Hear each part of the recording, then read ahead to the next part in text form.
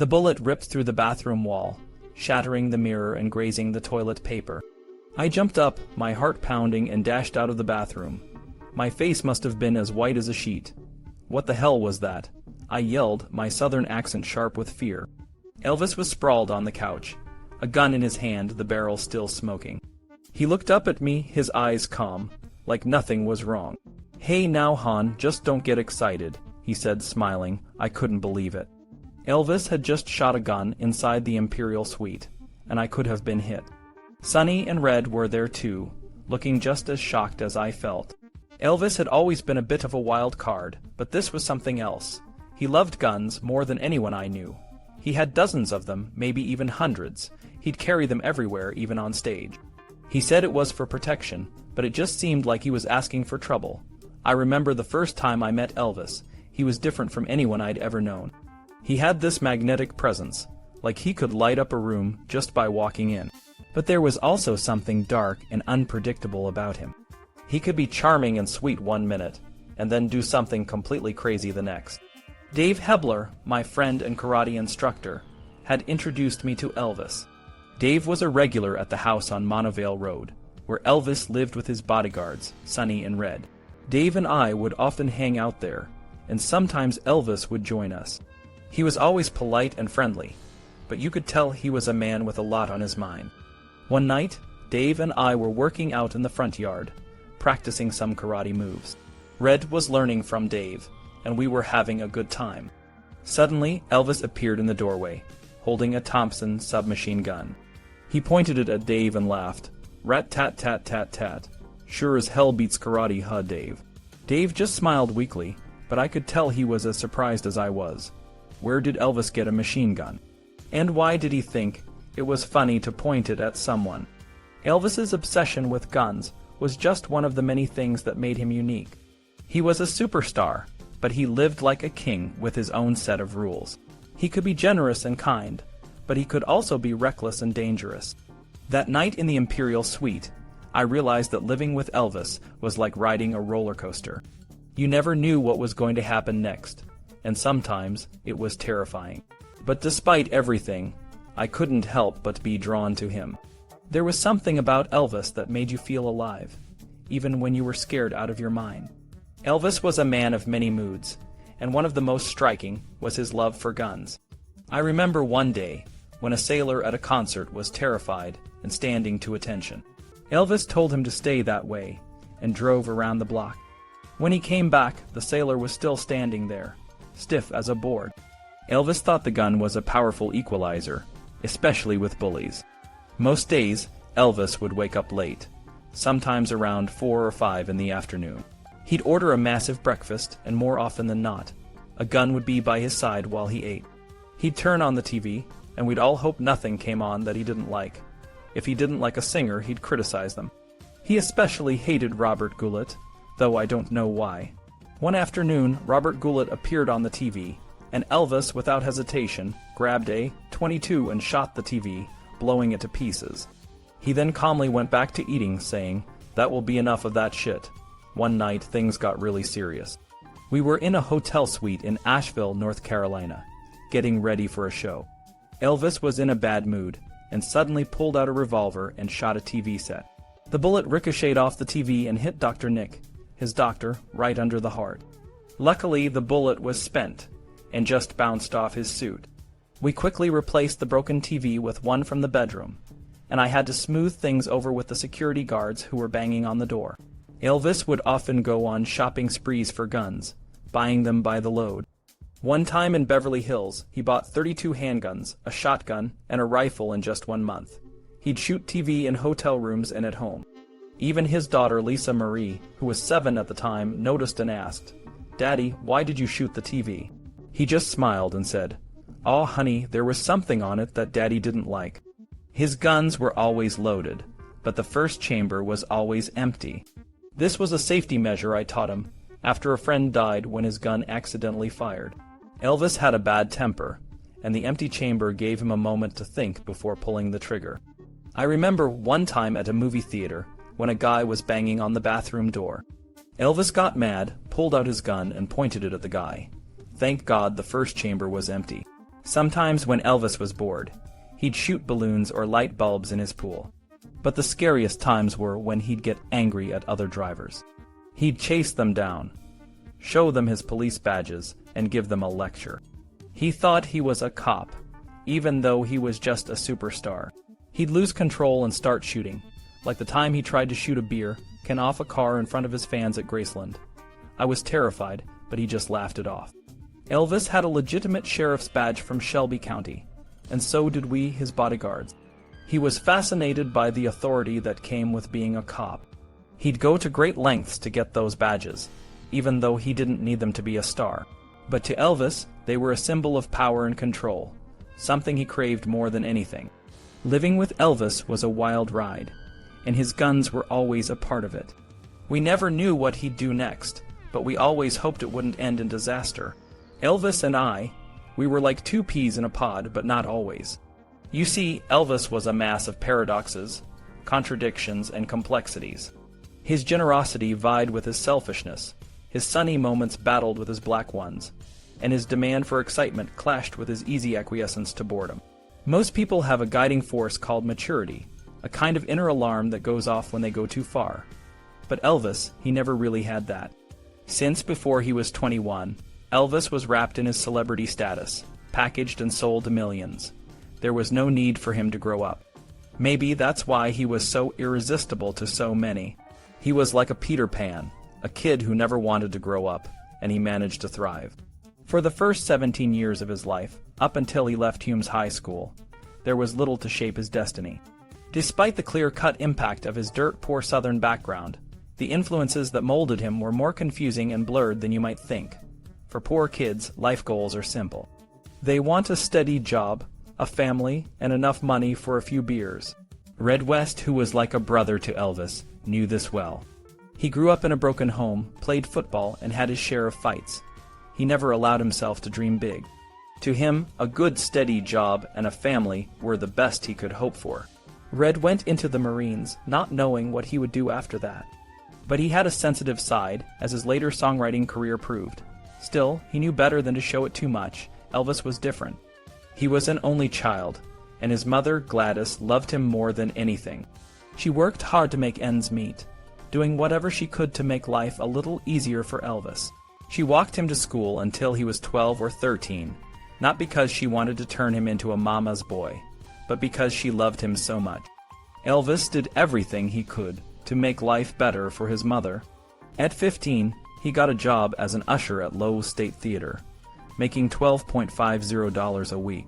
He worked from 5 to 10 every night and gave every penny to his mom. When he started to fall asleep in class, she insisted he quit, even though they were struggling. The following year, when money was tight again, he went back to work, but he got fired for getting into a fight over some free candy. Gladys worked hard too, but her health was poor. She never complained, even when she was in pain. The birth of Elvis and his twin brother, Jesse, was a tragic event. Jesse was stillborn and Gladys almost died. This left a deep impression on Elvis.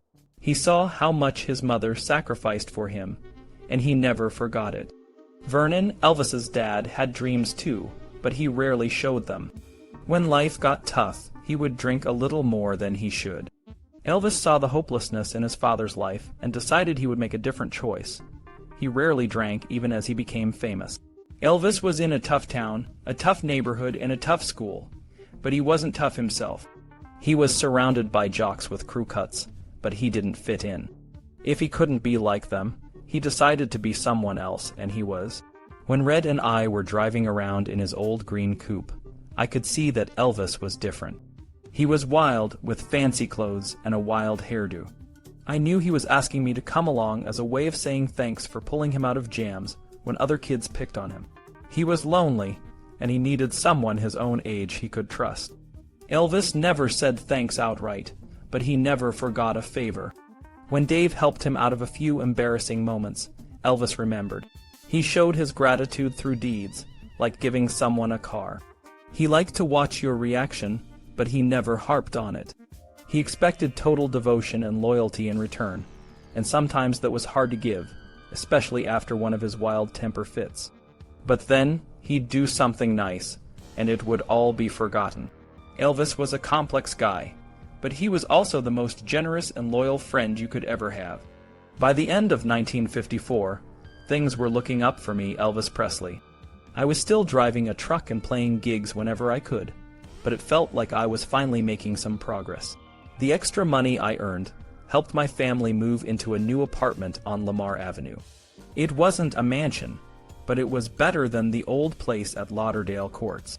The record I made, That's All Right Mama, sold 7,000 copies, which was pretty good. Sam Phillips at Sun Recording Company, Dewey Phillips the radio DJ, and another DJ named Bob Neal all believed in me. Bob even started managing me, and he was really honest and had a lot of local contacts. He also genuinely cared about me, which was a big deal. I was a manager's dream. I was always on time, polite, and never acted like a big shot. After a gig, I'd just go to an all-night diner with my buddy Red, eat a hamburger, and drink a double malted. I dated some girls, but I wasn't obsessed with it. I had a steady girl friend for a while, but she left me. She didn't know what I was going to become, but it probably would have been different if she had. Most of my money went to my mom. She was the most important person in my life, and I wanted to make her happy. I still loved singing gospel songs. Sometimes I'd sing with local church groups or at parties. The Blackwoods, a gospel group, would often back me up. If anyone had recorded those sessions, they'd be worth a fortune now. Even when I sang gospel, I couldn't help but move. My left leg would shake and I'd swing my hips. Red noticed this and said it was because I was nervous. I used to do it to keep from showing how scared I was. Later on, it wasn't nerves that made me shake. By the end of 1954, I was still making extra money. I'd drive my truck during the week and play gigs at places like the Eagle's Nest in Memphis. I'd make about $15 a night, which was good for the time, but not enough to quit my day job. When I played for adult audiences, they were polite but not overly excited. They were more into traditional country and Western music. But when I played for high school crowds, it was a different story. They went wild. I'd get up on stage with more enthusiasm than 10 people, and the kids would follow along. They were mine. They weren't from a different generation, they were mine. Red was my road companion. He made sure everything went smoothly. He drove the car, packed the equipment, and kept things running. He wasn't a bodyguard at first, but he became one. The girls went crazy for me, and the boyfriends got angry. I didn't mean to cause trouble, but it happened. I was just being myself, and the girls loved it. Red had to protect me from the angry guys. One time, we got stuck in the mud on the way to a show in Grenada, Mississippi. I was pushing the car, and Red was driving. I got a little mud on my pants, and it showed up because they were light pink. I did the show with the mud spot, and the girls went wild. The boys looked like they were going to tear me apart. After the show, I suggested we visit some girls I had met before. We went to their house, talked and drank cokes, but nothing happened. We went to a gas station and diner for a hamburger. Two big guys walked in and started giving me a hard time. They said I was messing with their girls, and that I was so scared I was shitting my pants. Red stood up for me and said we didn't know the girls were attached. The big guy said we better leave town, and then he reached for a knife. Red hit him and the other guy attacked. Red took them both down. We paid the check and left. Red had just fought the Battle of Grenada. Red and I were close. He was like a brother to me. Before a gig, he'd come to my house on Lamar Avenue to pick me up. My mom was always so nice to him. She'd make him pie or coffee and talk to him. She loved me so much, and I loved her. I always called her after a show, and she wouldn't go to sleep until she heard from me. I'd buy her presents, like teddy bears, and bring them home. She was my world, and I was hers. She always told Red to look after me, and he did. As I got more popular, the fights got more frequent. Red would cool things down or step in when needed. One night at a club called the Rio Palmile in Texas, there was a big fight. It started with a guy insulting me, and then it turned into a full-blown brawl. The place was chaos, with tables and bodies flying everywhere. I was on stage, and the girls were climbing up to me. A guy kicked my guitar, and I knew we had to get out of there. Red hit the guy and yelled for me to leave. We got out just in time. Those were wild times, but they were also fun. Red was always there for me, and I was grateful. My mom was always in my thoughts, and I knew I had to take care of her. I was just a kid trying to make it in the music business, but I was starting to see that I had something special. I remember the night we almost got ourselves into serious trouble. Elvis wasn't paying me much attention, and he was surrounded by a bunch of girls signing autographs. I knew it was only a matter of time before things got out of hand. I pushed through the crowd and grabbed him, trying to get him out of there. As we made our way out, the place was already a mess. Guys were fighting, throwing beer bottles, and there was blood everywhere. I practically dragged Elvis to the car, and we took off like we were in a race. Elvis was laughing like a madman, and I couldn't help but join in. It felt like we were Butch Cassidy and the Sundance Kid, leaving chaos behind us. That night, Red and Elvis became even closer, bonded by the wild adventures we shared. I always did my best to keep Elvis safe, not just because I cared about him, but because of a promise I made to his mom. I can still see her face telling me, "Red, you look after my boy." That promise stayed with me, no matter where we went or what happened. I carried a .38 with me all the time, and I was ready to protect Elvis with everything I had. Even if things got rough between us, if I ever thought someone was going to hurt him, I would do whatever it took to stop them. By the end of 1955, things were really starting to pick up for Elvis and me. He had left his job as a truck driver and was now focused on being a singer. His dad signed a contract with Bob Neal, a disc jockey who was more about having fun than making money. Bob was a great guy, and he would often warm up the crowd before Elvis and the Blue Moon Boys took the stage. We were playing with some big names like Hank Snow, Webb Pierce, and Eddie Arnold. Elvis and Johnny Cash were coming up fast, and we were all having a blast. Elvis was confident he would make it big, but he was worried about his parents, especially his mom. He wanted to make sure they were taken care of. I remember one time we went to Nashville on a whim. We were broke, and we ended up breaking into June Carter's house. We cooked some food, ruined some expensive pots and pans, and even slept in their bed. When June's husband Carl came home, he could have been really angry, but he just laughed and showed us around. We ended up staying the night, singing and harmonizing with the Carter family. It was a wild, crazy night, and it was just the kind of fun we had all the time. Elvis had a crush on June's younger sister, Anita. He would do anything to get close to her. One time, he fainted at the end of a show just to get his head in her lap. A few months later, it was Anita who fainted, and it was all just a big act to get attention from Elvis. They were both too shy to make a move, but it was cute to watch. Bob Neal was doing a great job promoting Elvis and the Blue Moon Boys. His morning show on WMPS was a big help, and we started getting more and more gigs. Elvis was starting to make good money, and he would always make sure his parents had what they needed. I didn't get paid for being his bodyguard, but I didn't mind. I was learning a lot and having a great time. Elvis didn't read music, and he wasn't much of a dancer, but he had an amazing sense of timing and a great range. When he got on the piano, he could surprise everyone with his natural talent. He knew when a sound was right, just like Frank Sinatra. As Elvis became more popular, his mom worried that he would forget his roots and his faith. She kept reminding me to look after him, and I took that responsibility seriously.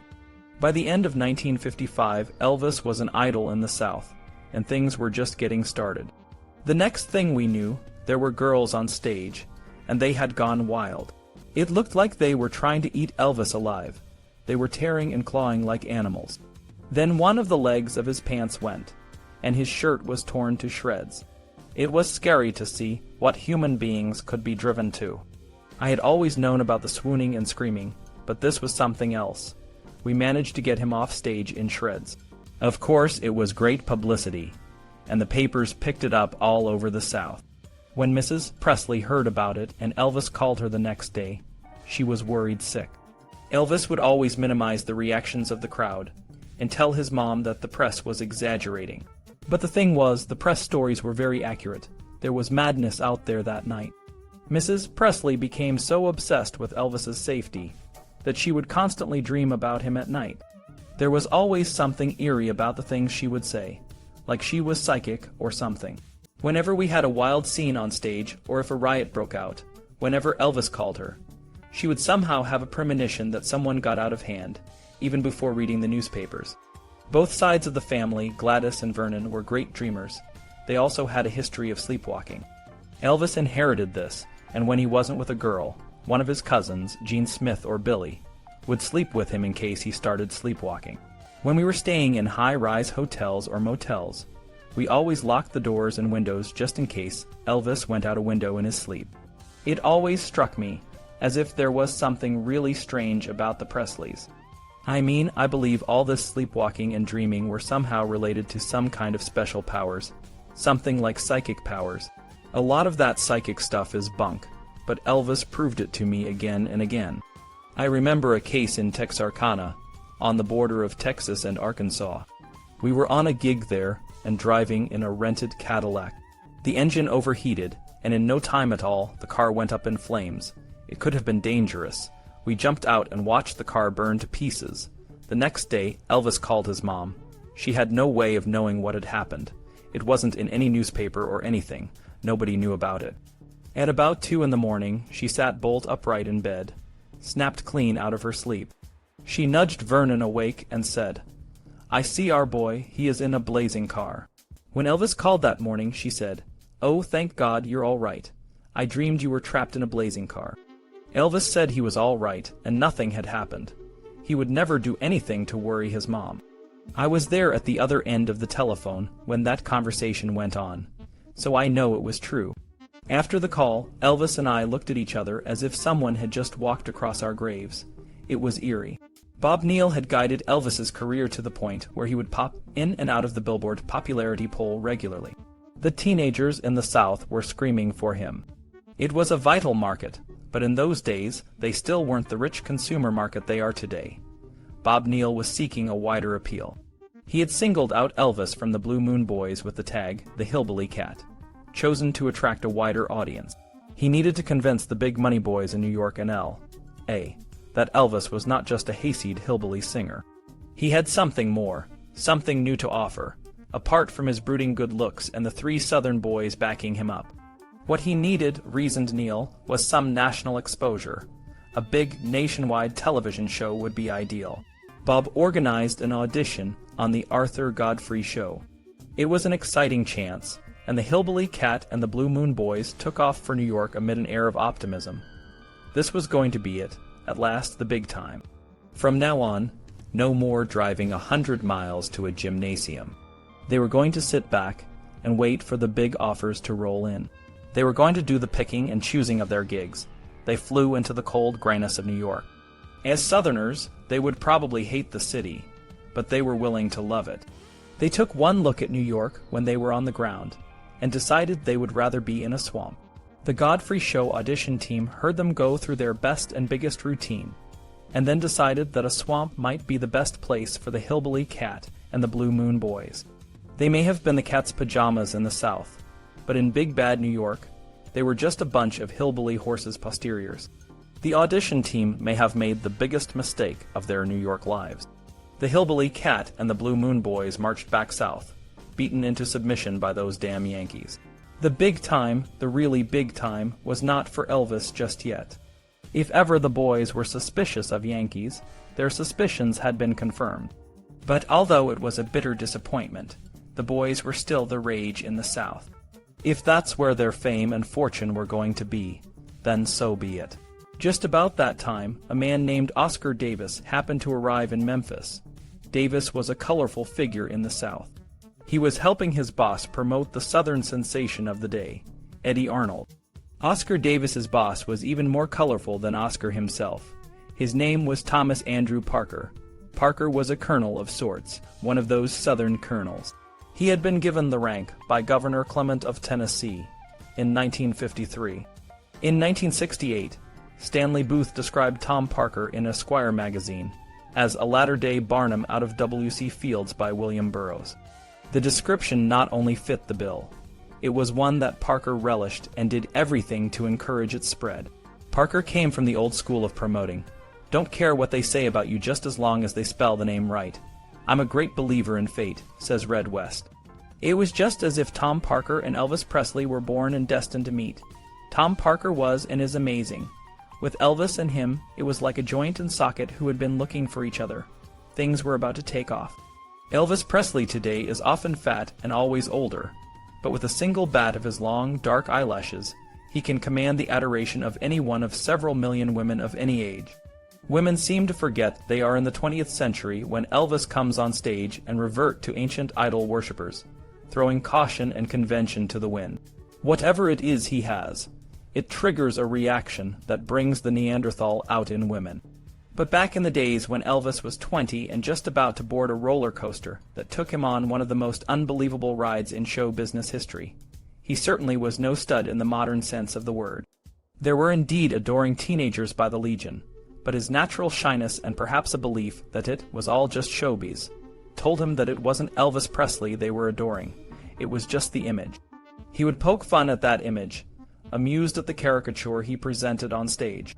Even today, in his calmer moments, he still doesn't take his image too seriously.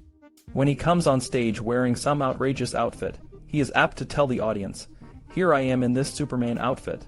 It's an honesty that appeals.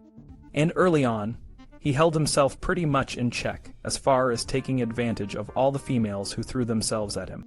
He was, according to Red, more obsessed with making it as a performer for the sake of his mother than running around screwing everything that walked. He believed in his singing. He believed in living a clean life. He cared for his art. He wasn't no sissy when it came to girls, but he wasn't a runaround guy that crawled in and out of everybody's bed, at least in those days. More than anything, success meant saying thanks to his mother to show her that all the hard work and sacrifice weren't in vain. Elvis's devotion to his mother and her devotion to him constitute perhaps one of the truly great love stories of our time. And had she lived, the excesses that Presley allowed himself would undoubtedly have been kept to a minimum. It is certainly not beyond imagining that a more disciplined personality might have evolved. Up until he went into the army, Red remembers, he pretty much was only involved with 2 real girlfriends, both Southern, both charming, and both very pretty. One was Dixie Locke, and the other girl was a lady named Anita Wood. He never took advantage of who he was. But just around about 1955 to 1956, there was a gradual change. He still had some pretty strict rules when dealing with women. He would never tolerate any of the guys around him cussing in front of ladies, and he would really get turned off if any of his friends went with a married lady or even a divorced lady. Things changed, of course. He was every mother's dream. He would yes ma'am, and no ma'am women half to death. He would always stand up when a woman came into a room. It was very natural at first. But then, as Elvis got older, it became part of his patter. He really developed that professional country boy act with women. In the later years, it was no longer natural. It became his line. But where Red noticed a gradual change was toward the end of 1955, and Elvis suddenly found that he was one hell of an attractive guy off stage as well as on. And he started to realize that women liked going to bed just as much as men did. One day in Memphis, we were just cruising around in the Pink Crown Victoria and came across 2 girls. I guess we knew them vaguely. They were more pickups than anything else. Red and Elvis pulled up alongside the girls and offered to take them for a spin. Homecoming queens they were not, and Red figured that he and his boss would get more than just a spin out of them. In another and earlier time, Elvis would very likely have told Red, "I just don't think Mama would expect that of me." I was still living with my mother in the Hurt Housing Project. Mama Lois West was her name, was separated from Dad, and we lived together in the housing project apartment. She worked during the day. Well, that day my mama was at work, Red continues. So he, Presley, and the girls ended up in my apartment. There were a few awkward preliminaries, and then came the pairing off time. Red took one of the girls into his room, and Presley disappeared with his girl into the bedroom of Mrs. Lois West. Now, Red's mother had a painful back condition. The bed was very old, sagging, and soft, but Red and his mother couldn't afford to buy a new one. Instead, Red had made the bed more comfortable for his mother's back by putting a large slab of hardwood under the mattress to give it extra firmness. Red and his girl were rolling around on his bed, doing what comes naturally, when suddenly, says Red, I hear this yell, this scream, this breaking sound, and a whole lot of giggling coming from my mother's room. Red hurriedly pulled on his pants and dashed out. Damn, I thought maybe Elvis was getting into the swing of things and she changed her mind, and Elvis was trying to force the issue although he was never that kind of guy. I didn't know what to think. Anyway, I rush in. Apparently, Elvis had been prosecuting the act of love with such inspired vigor that he had broken the slab of wood under the mattress. The beautiful moment of ecstasy had been punctuated by the sound of cracking timber.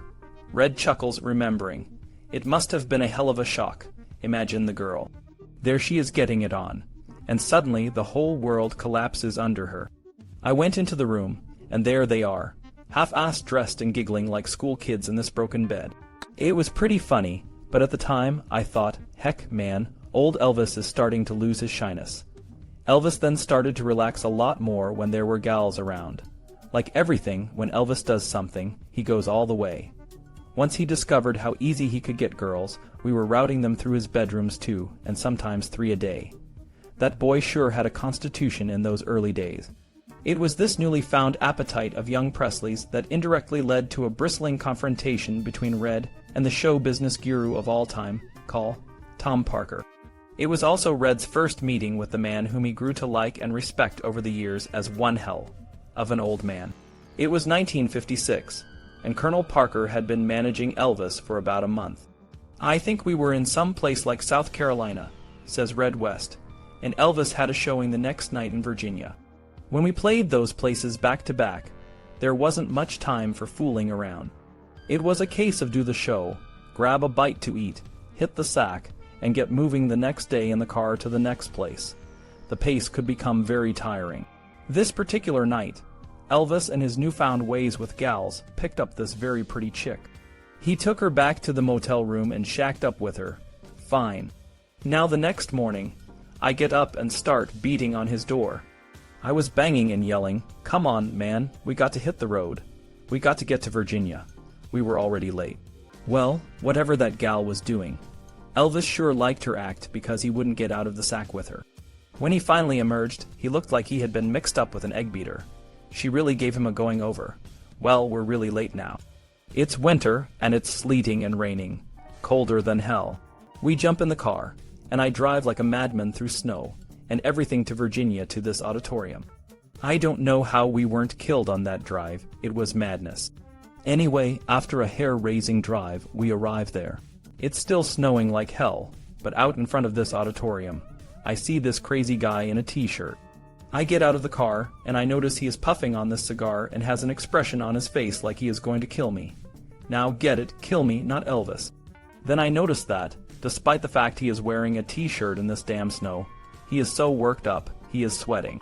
Oh, Lord, without him introducing himself, I knew I had met the Colonel. The Colonel was a force to be reckoned with. He had a way of making you feel like you were the only one to blame for everything that went wrong.